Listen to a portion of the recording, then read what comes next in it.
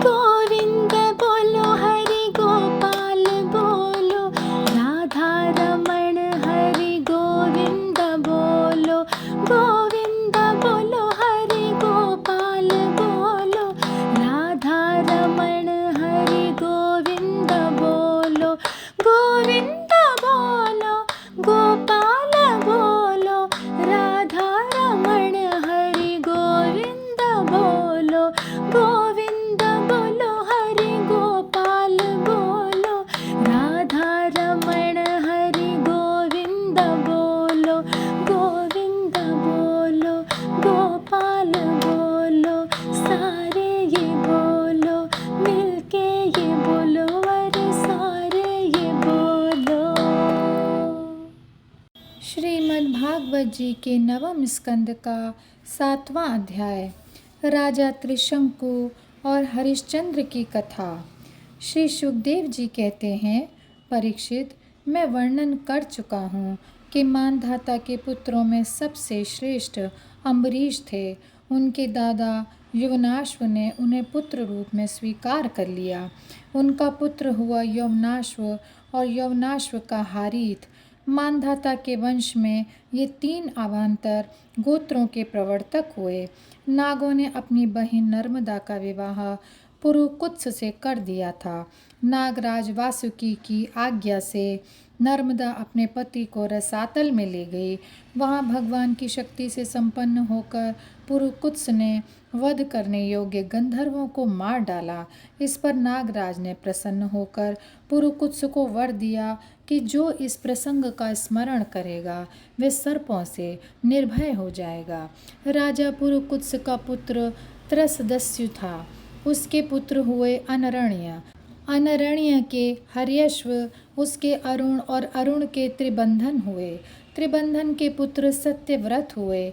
यही सत्यव्रत त्रिशंकु के नाम से विख्यात हुए। यद्यपि त्रिशंकु अपने पिता और गुरु के शाप से चांडाल हो गए थे, परंतु विश्वामित्र जी के प्रभाव से वे सशरीर स्वर्ग में चले गए। देवताओं ने उन्हें वहां से ढकेल दिया और वे नीचे को सिर किए हुए गिर पड़े, परंतु विश्वामित्र जी ने अपने तपोबल से उन्हें आकाश में ही स्थित कर दिया। वे अब भी आकाश में लटके हुए दिखते हैं।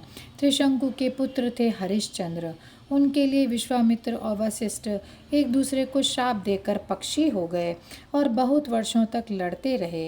हरिश्चंद्र के कोई संतान न थी, इससे वे बहुत उदास रहा करते थे। नारद के उपदेश से वे वरुण देवता की शरण में गए और उनसे प्रार्थना की कि हे प्रभु, मुझे पुत्र प्राप्त हो। महाराज, यदि मेरे वीर पुत्र होगा तो मैं उसी से आपका यजन करूँगा। वरुण ने कहा, ठीक है। तब वरुण की कृपा से हरिश्चंद्र के रोहित नाम का पुत्र हुआ। पुत्र होते ही वरुण ने आकर कहा, हरिश्चंद्र, तुम्हें पुत्र प्राप्त हो गया, अब इसके द्वारा मेरा यज्ञ करो। हरिश्चंद्र ने कहा, जब आपका यह यज्ञ पशु रोहित 10 दिन से अधिक का हो जाएगा तब यज्ञ के योग्य होगा। 10 दिन बीत जाने पर वरुण ने आकर फिर कहा, अब मेरा यज्ञ करो। हरिश्चंद्र ने कहा, जब आपके यज्ञ पशु के मुंह में दांत निकल आएंगे तब वह यज्ञ के योग्य होगा। दांत उगाने पर वरुण ने फिर कहा, अब उसके दांत निकल आए हैं, मेरा यज्ञ करो। हरिश्चंद्र ने कहा, जब इसके दूध के दांत गिर जाएंगे तब यह यज्ञ के योग्य होगा। दूध के दांत गिर जाने पर भी वरुण ने कहा, अब इस यज्ञ पशु के दांत गिर गए हैं, मेरा यज्ञ करो। हरिश्चंद्र ने कहा, जब इसके दोबारा दांत आ जाएंगे तब यह पशु यज्ञ के योग्य हो जाएगा। दांतों के फिर उगाने पर वरुण ने कहा, अब तो मेरा यज्ञ करो। हरिश्चंद्र ने कहा, वरुण जी महाराज, क्षत्रिय पशु तब यज्ञ के योग्य होता है जब वह कवच धारण करने लगे। परीक्षित, इस प्रकार राजा हरिश्चंद्र पुत्र के प्रेम से हीला हवाला करके समय टालते रहे। इसका कारण यह था कि पुत्र स्नेह की फांसी ने उनके हृदय को जकड़ लिया था। वे जो जो समय बताते वरुण देवता उसी की बाट देखते।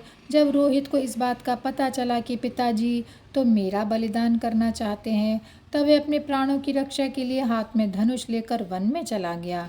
कुछ दिन के बाद उसे मालूम हुआ कि वरुण देवता ने रुष्ट होकर मेरे पिताजी पर आक्रमण किया है, जिसके कारण वे महोदर रोग से पीड़ित हो रहे हैं।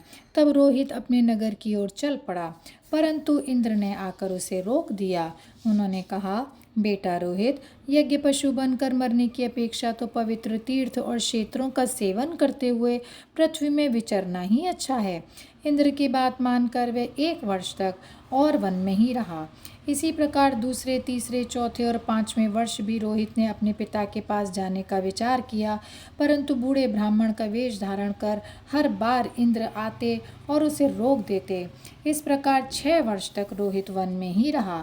7वें वर्ष जब वह अपने नगर को लौटने लगा, तब उसने अजीगर्त से उनके मझले पुत्र शुनहशेप को मोल ले लिया और उसे यज्ञ पशु बनाने के लिए अपने पिता को सौंपकर उनके चरणों में नमस्कार किया। तब परम यशस्वी एवं श्रेष्ठ चरित्र वाले राजा हरिश्चंद्र ने महोदर रोग से छूटकर पुरुष मेध यज्ञ द्वारा वरुण आदि देवताओं का यजन किया।